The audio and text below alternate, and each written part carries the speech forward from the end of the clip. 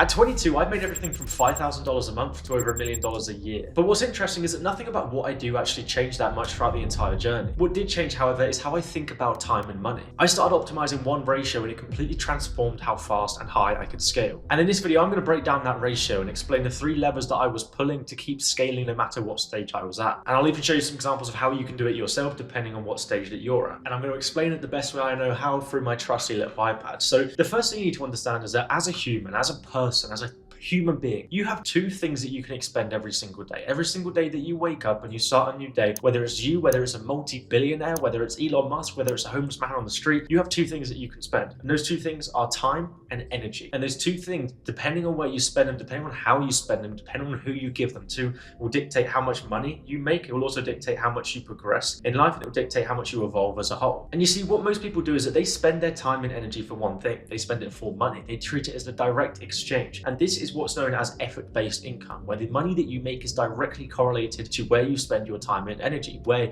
you exert your effort, which means that the money that you make is completely in correlation to the time that you spend. And this is how most people live their lives, as you can see here. They spend their time for money and repeat the cycle again and again and again. But the thing you need to understand, and the way that I started looking at time and money is completely different. I started looking at it as leverage-based income, where I wanted to detach the time that I put in from the money that I made. And I did this at a very early age. I did this at like 17 years old, but I've continued to follow this trend and continue to follow this pattern now being 22, almost 5 years later. And I've pivoted to what's known as leveraged based income, where the money that you make is not correlated with the time and the energy that you put in. And now, if you want to make a lot of money, if you want to live the life that you want to live, that is a direct correlation from making more money. But if you want to make more money, you must attach it from your time and energy, because obviously, number one, time is finite. Everyone has the same amount of time every single day, which means there's always going to be a limit to how much money you can make. Same thing goes with energy. No one has unlimited energy. So if you're basing your income on time and energy, the 2 things that you have, then you're always going to be capped by how much money you can make. But the question you probably have is, how do some people then make billions a year and some people can make, a couple 10,000 a year? The difference between those 2 people is how they actually correlate the time that they spend and the money that they make, and they don't actually link the 2 together. And they use what's known as leverage based income, where they are able to make a substantial amount of money because they have completely detached the time that they put in from the money that they make. And that's what I'm going to explain to you in this video. That's what we're going to dive into. And there's 3 main ways that you can optimize this ratio, that you can basically pull this ratio in your favor, where you are making more money and putting in less time as a result. So we're going to go through these levers and I'm going to explain how you can use them yourself. So let's dive into lever 1. And lever 1 is your leveraged vehicle. Now, your leveraged vehicle, or a vehicle in general, is the thing that makes you your money. It's your service, it's your business, it's a thing that you can drive to the goal, the destination that you want to get to, whether that is working a 9 to 5 for you or whether it's running a business. That is your vehicle, the thing that you are putting in the direction that you want. Now, most people just have a vehicle. And like I said before, that vehicle is directly attached to what time they put in. You need a leveraged vehicle, a vehicle that can go way beyond the amount of fuel that you actually put in it, aka your business. Now, if your business only makes money depending on how much time you actually put into it and how much you work, then you're always going to be capped at how much money you can possibly make. And I think Warren Buffett says is that until you find a way to make money when you sleep, you are not financially free. And that's essentially what we're looking for here. So if you are the business and every bit of money that you make is in direct correlation with you, if you get sick, if you have a day off, if something goes wrong, your vehicle is going to stop. Your vehicle is not going to run by itself, which means that you need to stop letting your vehicle rely only on you. You cannot be the sole dependent of your business, because if you disappear, you have no vehicle, which means you need to make sure that you have a vehicle that can scale beyond just you. And there's a few ways that you can do this. There's a few ways you can kind of adapt or build your vehicle to actually suit this dream vision that we have. Now, firstly is actually by just changing your pricing. And this is very simple, going from charging based on your hourly rate to charging based on the outcome that you provide. Because if the outcome that you deliver, let's say, is worth to the company $1,000, but it only takes you an hour of your time to actually deliver that outcome, then you are not going to get paid $1,000 for your time. You're going to get paid an absolute fraction of that, which means you need to detach how much money you make from how much time you put in, which means you need to adapt your pricing to actually suit this new structure of only paying or only charging based on the value that you provide and the outcome that you help the company achieve. The second way to adapt your vehicle to do this is by changing how you actually deliver. Now, if the delivery process of your service is completely determined by how much time you put in and completely determined by you as the creative, as a specialist, again, the vehicle is reliant on you. If you take a day off, your vehicle does not move forward, and that is not a business that can grow beyond you. Thirdly, change how you sell. Again, if it's dependent on you, if you have to be the face of the brand, if you have to be the person that sells every single thing in order to actually get cash in the bank, then again, there is a limit on your own potential, which you need to make sure you're breaking through. And finally, change how you retain as well. If in order to retain a client, it means you have to directly put more work in, then again, you are the bottleneck of your business. So what I'm trying to say here is that if it's relying on only you, then you have a job. okay, you will not be able to ride a bicycle up a mountain, which means that you should not have a vehicle that cannot withstand the growth that you want to achieve. Or in other words, you cannot scale a mountain with a vehicle that was not built for the scale you're going for. Because as you try and achieve different milestones within your business, whether that is income milestones or whether it's just general business milestones as a whole, your vehicle will slightly adapt, it will slightly change. You know, to go from absolutely nothing to make your first $100,000, $1,000 online, you may be able to use a bicycle, that may suffice. But if you want to make your first $10,000, your first $20,000 online, the same vehicle is not going to get you to where it got you before. You know, a bicycle may get you up the initial path of the mountain, but it may not get you towards the top, towards the peak of where you want to go. So you have to make sure that you are adapting and you're tweaking your vehicle so that it can actually withstand the lengths that you want to get to. So the second lever that you can use to optimize this ratio of leverage-based pricing is actually systems and automations, and building out systems and automations to allow you to make more money without putting in more time. Now, what are systems in the first place? Now, systems are taking a repeated set of actions and streamlining them. And this can honestly be done with anything. You know, if you have a repeatable set of actions within your business that you do on a daily or weekly or monthly basis, the idea here is that we want to streamline these processes. We want to streamline the actions that you take to make your life far easier. Again, to try and break that cycle of being paid based on the time that you put in or having a business that is directly strapped to you. In order to make leverage-based income, you need to ensure that the actions that you're actually taking are repeatable and they're predictable and they don't take a massive strain on you as a person. So this can look like anything. I mean, I've got a few examples of what it can actually look like within your business, some examples that I can relate to in a bit more detail. Number one, organic client acquisition, right? If you want to acquire clients organically, you need to post content. If you want to post content, there is a repeatable set of actions that you have to do again and again and again that you can systemize that will make your life 10 times easier. For example, if you want to make a piece of content, you have to ideate, you have to script, you have to record, you have to edit, you have to post. But what if you can actually turn these actions and almost make them systemized to the point of where every single time you want to ideate a video, you're not starting from scratch. Every single time you want to script a video, you're not starting from scratch. Same thing goes with recording, editing, posting. Very, very basic things that you can do just by building systems around these processes. An easy one for recording, for example, would just be bulk recording. Instead of recording every single video individually, the idea for ideating your content may just be a case of not ideating for every single individual piece of content, but actually you ideate for one piece of content and you break that idea up into multiple different ideas to then make more content, right? It doesn't matter how you do it, but you need to make sure that you are focusing on systemizing repeatable actions that you know you are taking on a daily basis. A second one, for example, could be onboarding clients. If you know when you onboard clients, you take a set of repeatable actions that is almost predictable. You can almost do it with your eyes shut. You've got to figure out how you can systemize these actions. So onboarding clients may look like taking payment, right? It may look like acquiring data. It may be giving them an intro to the systems. It may be getting logins from them. It may be educating them on certain parts of your offer or your service. These are repeated actions that you take every single time you onboard a client. So how can you systemize the shit out of these actions that you take so you don't have to do it again and again and again, but it's actually you almost press a button and the rest happens for you. That's what we're looking for here. And at different stages, there's different things that you should systemize within your business. I mean, primarily, you should be paying attention to what is taking up most of your time that you know isn't that high leverage of an action. For example, at 5K a month, you may want to systemize your outreach to make that more efficient. At 10K a month, it may be systemizing your onboarding. At 20K per month, it may be systemizing your content or fulfillment. But what do you systemize? Low leverage or time intensive tasks, or ideally, you systemize a mix of the two. Or even if they're not low leverage, to be honest, I'd really focus and double down on time intensive tasks, repeatable actions that you can systemize. You should. I know plenty of people who are making $5, $10, $15, $20,000 a month with a service-based business who are not systemizing any of their repeatable tasks. Every single time they do it over and over and over again, like they've just started from scratch, like they are doing it for the first time. And the amount of time that it rips out of their hands and makes them focus on low leverage work is ridiculous. And then level 3, we have hiring and accelerants. Delegation is the bridge between a job and a business, right? A successful business that forces you to work 12-hour days is a job, and you are the number one employee. I think this is something a lot of people need to understand, whether you're coming from a freelance position or you're coming from an agency position. If you are the main employee within your business, you do not have a business. You have a high-paying job and you are your own boss. So you need to figure out how to delegate effectively to actually bridge the gap between where you are, a freelancer, an employee, to being a business owner. So the thing you need to understand is this little diagram here. Now, starting off, you are dealing with all of the daily tasks. Your day-to-day activities consist of low-leverage maintenance tasks. Now, you want to eventually make your way all the way to decision-making tasks, where you're not actually in the thick of your business. You're not actually dealing with the individual day-to-day bits, but you're actually just making decisions, and you're making decisions so that other people can deal with the monotonous, repeatable, tedious tasks that you don't want to spend your time doing. Because again, as we spoke about at the very, very start of this entire video, you have two resources that you can exert every single day: time and energy. And your energy, if not, is probably more important than your time, because time, you can always be more efficient with it. Energy, you cannot, which is why you need to make sure that you are spending your energy on high leverage tasks, aka decision making. And you get here by freeing up your time. So how do you actually delegate? You kind of use the same principles as systemizing, right? With systemizing, that means that you are making things more efficient. With delegating, it means that you are never having to worry about them again because you are passing them off to someone else. But when I say the same principles as systemizing, I'm basically meaning that you should look for things that are reasonably low leverage, or things that take up a lot of your time that don't actually correlate to the return that you get get from those things. Like onboarding, for example, isn't a very high leverage action to take. It's not a very high leverage task to actually do, but it is necessary. It's important. So you can pass it off to somebody who can do it to a fantastic standard, so you can focus on the decision-making tasks, the stuff that actually grow the business and move the needle forward. And when it comes to delegating, one piece of advice that I would give you is focusing on A players, because A players are worth 1,000 C and B players. You want to find people that genuinely have that spark that you see in someone, that you just believe they can almost grow the business themselves. And this is one of the biggest realizations that I came to when I was growing my business, and it was focusing on the idea of identifying A players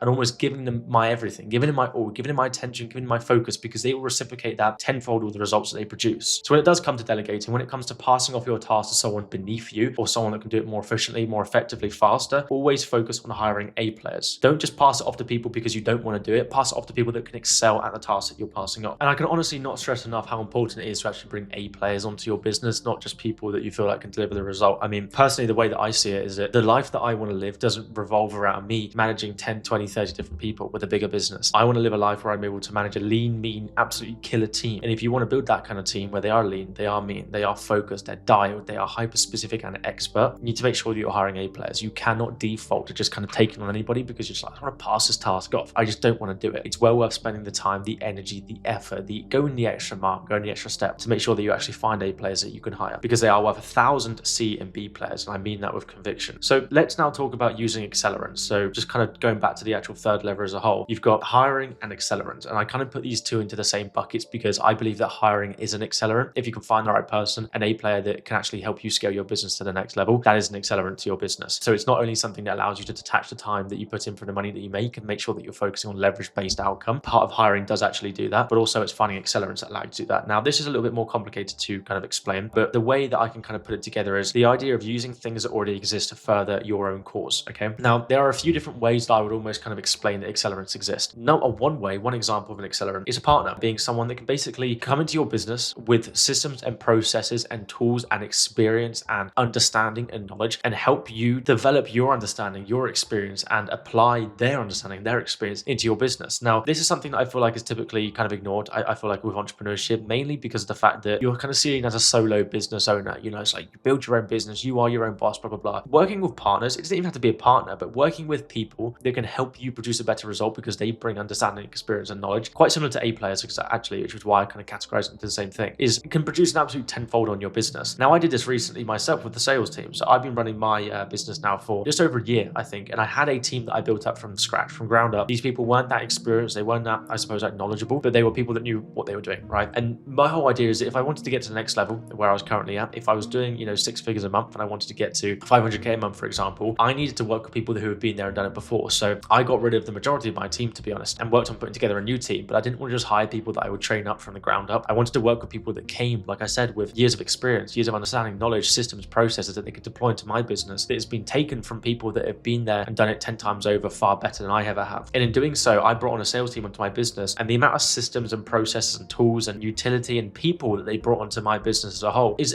been like ridiculous. It's almost like I have developed a whole new business through working with a partner. It's kind of like I've hijacked someone else's years of experience and growth. It's almost like working with a mentor or a coach, someone that can teach you something where you're able to extract their years of experience and deploy it. And you don't have to go through the failures they went through, the experience they went through. You can just kind of take the wins. Quite a similar thing with partners, to be honest, bringing on people that have been there and done it before, because you don't have to learn from the ground up. They will know how to solve problems in advance before you even encounter them. So partners will come to you at different stages of your business. I honestly, if I go back up a little bit, I don't think it's relevant for you to really look at partners until you're at that stage of, let's say, like 20K a month plus, to be honest. I think anywhere beneath that, and it should be you really figuring out how to do your shit and making sure that your stuff works. But from 20K plus per month upwards, maybe even looking like 50K plus a month upwards, that's when you should start deploying with partners. You start working with like people that can help you grow. A lot of the time, these are called like growth operators, or maybe they are sales team experts, maybe they are fulfillment experts, maybe they're marketing experts, people that can help you. And typically you would kind of identify where you feel like you are lagging the most of in your business, and you would deploy these people into that aspect of your business or whatever's taking up most of your time and stuff like this. So again, the whole idea of using leverage-based income is that if you wanted to go from level 1 to level 10, right, that's probably going to take 10 years worth of experience to do that. Now, if you want to go from level 1 to level 10 and you're, a few years into your business, you can actually find someone that has already been at level 10, which will be your partner, and you can deploy them into your business at, let's say, level 4 or level 5, and they can actually help you jump from level 1 to level 10, and it doesn't take 10 years to do so. It may take a couple months to do so, and that's the kind of like the benefit that you can get. So it's not a case of like just attaching the time from how much money you make from the time that you put put in, but it's detaching the kind of like time that you have in the game from the results that you have, you know? So that's one as well, partners. Another accelerant I love to talk about is the hub and spoke model. Now, this is like a bit of a different type of accelerant within your business, and this is very particular to a certain type of business that only makes sense for you. So the way that I like to look at it is that to acquire clients, and this is mostly focused on client acquisition, to acquire clients normally, you are doing a few different methods, right? It's either outbound, which is for the likes of outreach, cold calls, DMs, whatever it may be. Inbound, which may be through content, where you post content and people come to you. Outbound is also the likes of ads and whatnot. So, you know, using, which I will also consider an accelerant to get more people in front of you, but it's costly and stuff like that, which we don't want to do. You want to find hub and spokes within your business. Now, the hub is basically the center of where the people are that you want to contact. And out here, as you can see, this is the money to be made. Now, I'll give you a fantastic example of this and of how you can apply it. So there's a newsletter company called Morning Brew. And this newsletter company, they're like a business entrepreneurship type newsletter, and they send out daily emails. And this company is worth like probably close to like $100 million, right? And now in their early days of acquiring clients, they could have done outreach, they could have run ads, they could have made content, but what they did instead is they tried to find the hub in which their customers already exist, right? So because they were like a business kind of newsletter thing, they, instead of just, again, deciding to, I don't know, walk around the streets and show their product and say, do you want it? They went directly to business schools, and this is based in the US, so like business colleges and universities and stuff like that in the US, directly to where their customer base already existed, and implemented themselves and integrated themselves into that existing environment. And that was their hub. So their hub was the schools, universities, communities within the schools. So they went into these schools, these universities, and went directly to like the business side of these universities. I'm not American, so I don't exactly know what you call them, but yeah, dove into that kind of like environment where their customers already existed.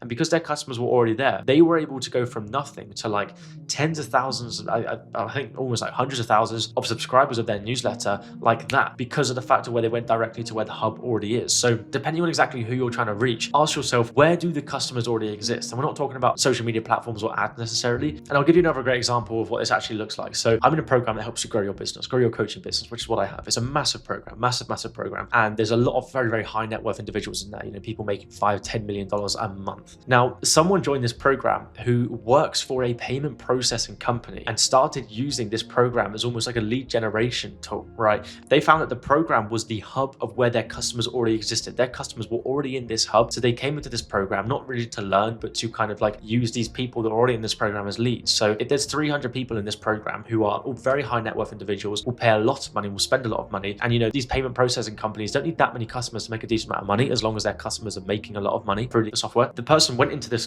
program that I was in and started reaching out to people because they found their hub of where their customers already existed. Now, they quite quickly got kicked out because it was against the terms and conditions, but the idea was beautiful. The execution just was a little bit rocky, but the idea was flawless. Go to where your customers already exist, because that is an accelerant. Now, this person, to acquire people onto their payments platform where they help people process payments, they could have done ads, could have done outreach, they could have done content. In fact, they do a mix of everything. But going directly to the people who will pay the most amount of money and they will make the most amount of money from, because they found the hub, was golden for them. And I really urge you to have a think about, where is the hub within your own business? You know, where do your customers already exist that you can kind of infiltrate, and you can make yourself be the obvious choice for this person, you know? So it could also be communities and programs and stuff like this. You know, I did this back in the day with my influencer marketing agency when I ran it. I was reaching out to fintech companies, and there was actually a community of founders of fintech companies. There was a community on Slack, and there was like 500 fintech founders on this community. Now, I somehow got an invite. I can't actually remember. I somehow got an invite as an agency. And so I started manually reaching out to them one-to-one, not trying to make myself seem incredibly bait and get kicked out, but I'd reach out to them, kind of position myself as the expert. And that was my kind of hub. You know, I found where they already existed without me having to do outreach, without me having to run ads.